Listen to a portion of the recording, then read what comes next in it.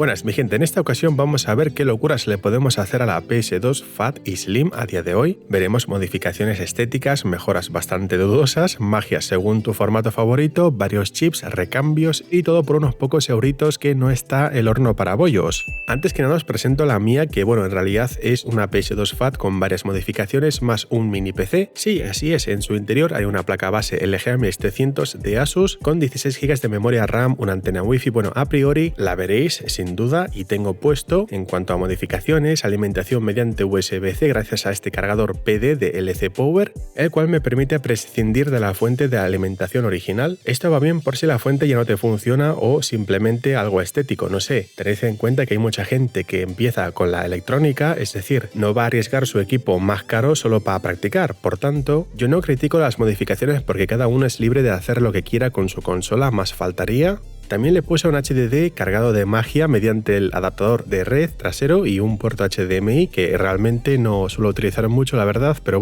como tengo la tele CRT al final tampoco me hace falta el HDMI. Aún no la tengo acabada del todo, pero ya veis, casi está lista, pasa que entre que le quiero hacer más cosas y cambiar otras, estoy siempre trasteando. Me parece que nunca voy a acabar. Sin más preámbulos, dentro la intro y empezamos.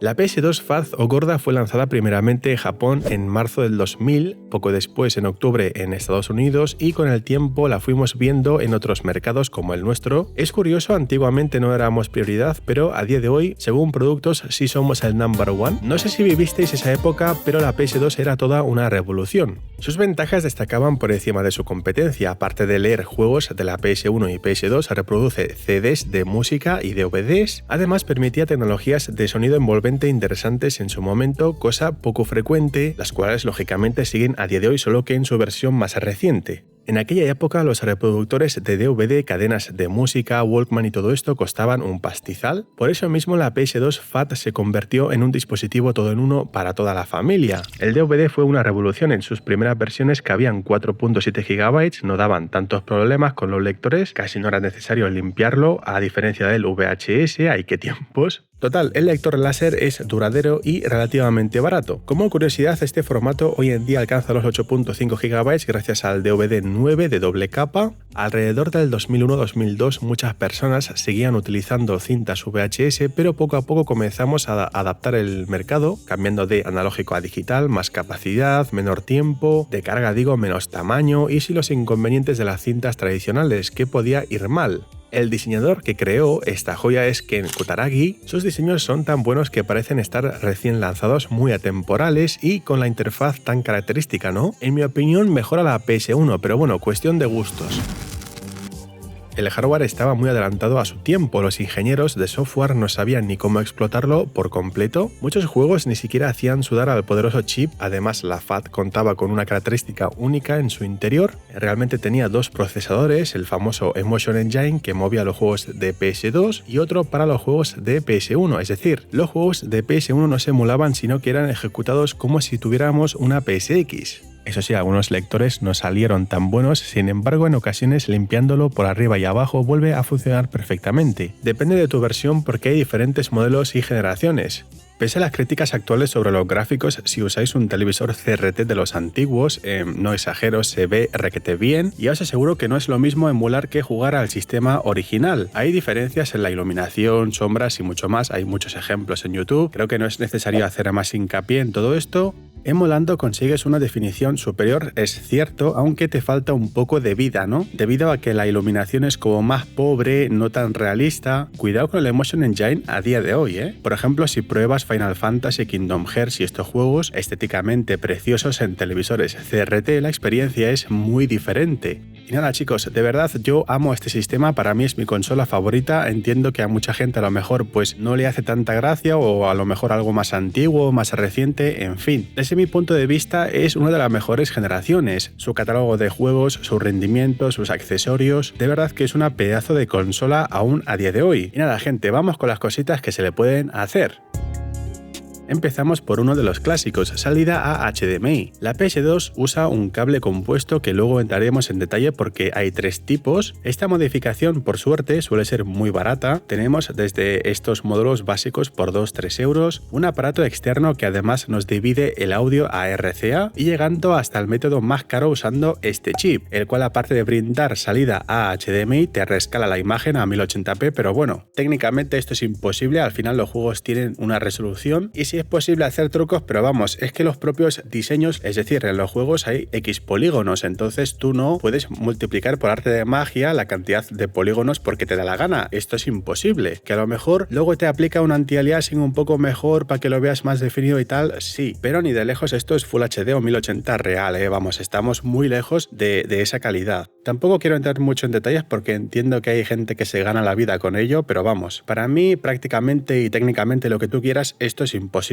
Cuesta unos 50 euros este chip y está en AliExpress. Digamos que un chaval hizo este moto chip como hobby y todos se lo han copiado inflándole el precio y algunos hasta se atribuyen el mérito y todo, ¿no? Total, aquí os dejo la página oficial y bueno, la alternativa, yo considero que no merecen la pena ambos chips ni por 50 ni por 100, ya que recomiendo encarecidamente jugar en una tele CRT. Hay varias pruebas de estos chips en YouTube, en AliExpress y más. Digamos que no se ve mal, detallado, lógicamente no es perfecto porque en algunos juegos hay cosas que no me encajan bien y por 150 más la consola más todo el pack, hostia, te sale más rentable comprar un mini PC, ¿no?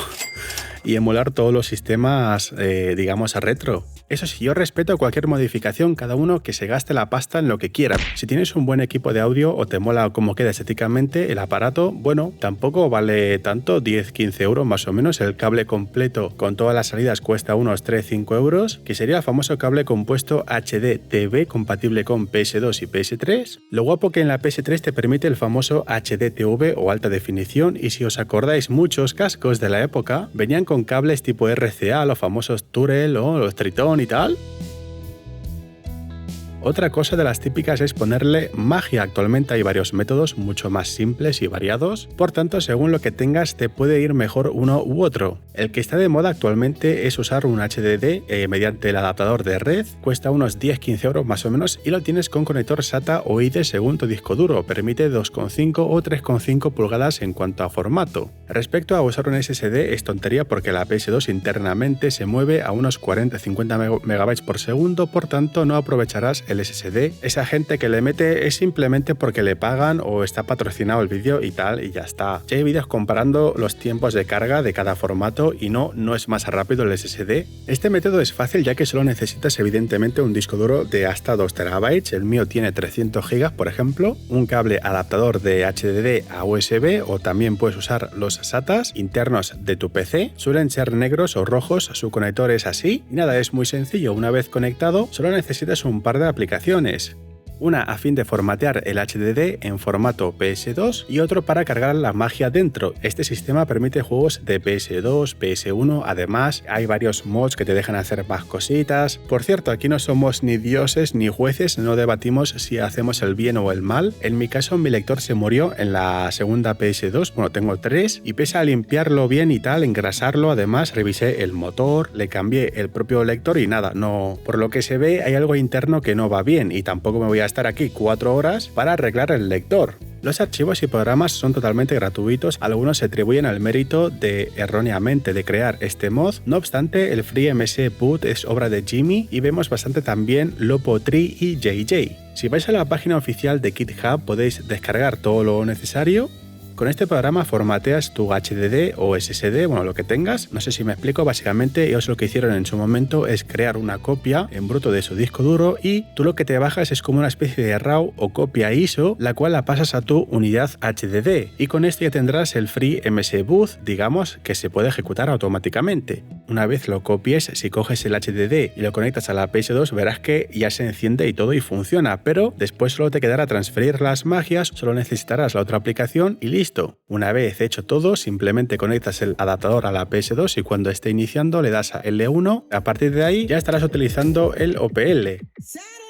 Respecto a cargar los juegos hay varios métodos, algunos usan el HDL que te permite usar la red de tu casa, aunque es más complejo de configurar, también funciona vía cable por supuesto, permite poner carátulas y todo, en fin, es muy interesante y su competencia WinHip es el mejor si no quieres marearte mucho. El problema es que si dispones de un catálogo demasiado grande de magia, es un poco coñazo poner todas las carátulas, etcétera, cada uno lógicamente como lo vea yo, mientras vea el título bien ya me vale. Vale, mi gente, resumiendo, uno de los mejores métodos y estéticamente queda muy bien. Permite reutilizar unidades viejas, barato y carga los juegos más rápido que por USB 1.1 o por donde la memory card. Otro método así simple es usar la famosa memory card con igualmente el FreeMC Boot. Pasa es que no es un sistema tan rápido. Normalmente muchas vienen ya preparadas y listas para usar, si no tendrás que hacerlo tú por tu cuenta usando un USB, pasando del USB a la memory card los datos para que inicie con el FreeMC Boot. Hacer todo esto es un poco coñazo, sinceramente. Recomiendo comprar las que vienen listas, total cuestan unos 4 o 5 euros más o menos y algunas permiten poner una micro SD, pero las velocidades son un poquito más bajas cargando la magia. Vía memory card o USB no es tan rápida la transferencia. Si buscáis MX4 SIO, bueno, mejor os lo escribo, encontraréis memory cards muy asequibles y si ponéis micro SD, seguro que ya os aparecen varios modelos. Y último, el método tradicional es soldar un chip. Algunos como este te permiten mover juegos de PS1 inclusive. Lo malo es que necesitas un soldador, estaño, vamos, te acaba costando la broma bastante pasta. En su momento era el único método, sin embargo, hoy en día creo que no conviene mucho, ¿no? Igualmente es un método que te obliga a usar un disco duro externo o memoria externa, así que estarás en las mismas. Y no te preocupes por el lector porque no te afecta en nada, te lee juegos originales y mediante el HDD.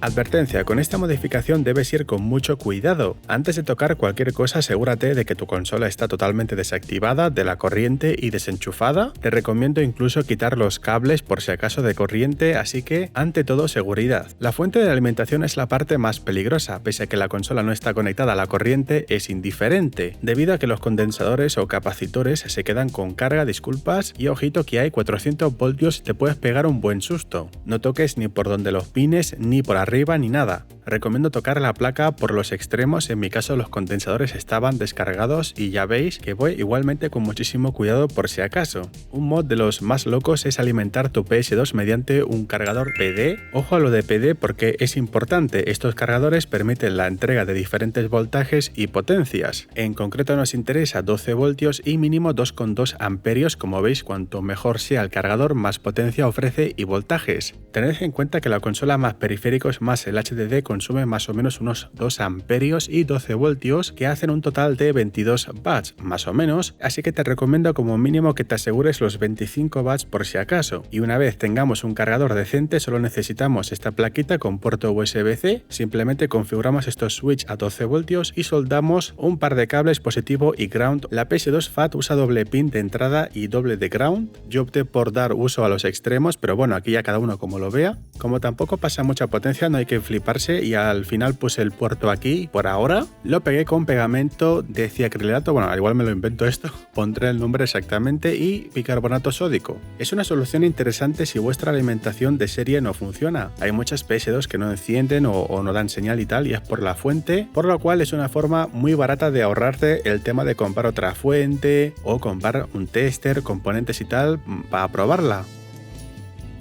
Vamos con las modificaciones estéticas. Advertencia, si vas a cortar, lijar o usar herramientas, usa siempre la protección recomendada, guantes, gafas y lo que necesites. Infórmate bien antes de hacer cualquier cosa, porque no es ninguna broma, un trozo de plástico en el ojo te puede causar desde manchas en la visión hasta una lesión grave como le pasó a un colega. Hay gente que se acostumbra mucho a la suerte y no es buena opción. Por lo general, la mayoría de la gente compra una mini amoladora, con ella podemos cortar, lijar, agujerear, en fin, es una herramienta muy práctica, cuesta entre 20 y 30 euros más o menos. También se usa bastante este pegamento junto a bicarbonato sódico, está hecho a base de cianocrilato y se endurece rápidamente cuando aplicamos el bicarbonato, así que mucho ojo, y nada más le ponemos un poco de bicarbonato y ya se endurece al segundo. O si te es muy caro este método, puedes usar bridas de plástico, en este caso con calentarlas un poco puedes crear crear una especie de pasta y la verdad es que se engancha bastante bien. Como veis, en mi caso la usé para este ventilador que he puesto provisionalmente porque quiero poner uno más grande, pero bueno, antes de gastar quería probar a ver si va bien la consola y tal, con un fan en esta ubicación porque tenía mis dudas. El problema es que me roza todo con la placa base del PC, así que debo ponerlo en esta parte por ahora.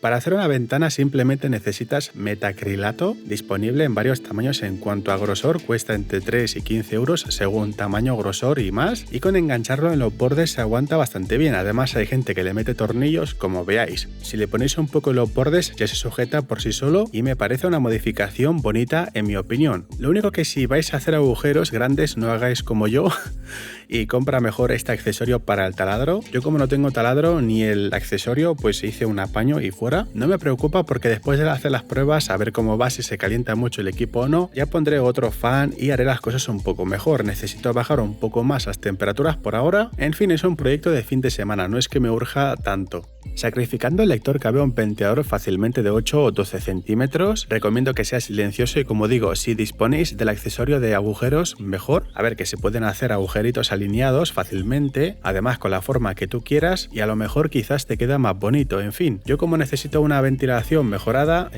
por el PC, lo estoy haciendo todo un poco como puedo según el espacio que hay disponible. Como hacer soportes de ventilador es súper fácil, con poner un par de gotitas de pegamento en los extremos y luego bicarbonato de sodio te queda duro, o derritiendo bridas, fácilmente lo haces en un momento. Si os fijáis, mediante el pegamento o las bridas podemos hacer casi cualquier cosa. Lo básico es eso, un soldador de estaño, una mini amboladora y el tema de pegamento y bridas si te quieres ahorrar unos cuantos eurillos, o prefieres el color negro, que también es posible. Luego ya si disponéis de un taladro o una cortadora profesional de láser, evidentemente quedará muchísimo mejor. Pero para esa gente que es nueva y quiera empezar a practicar, pues es una forma barata de empezar a hacer tus cositas.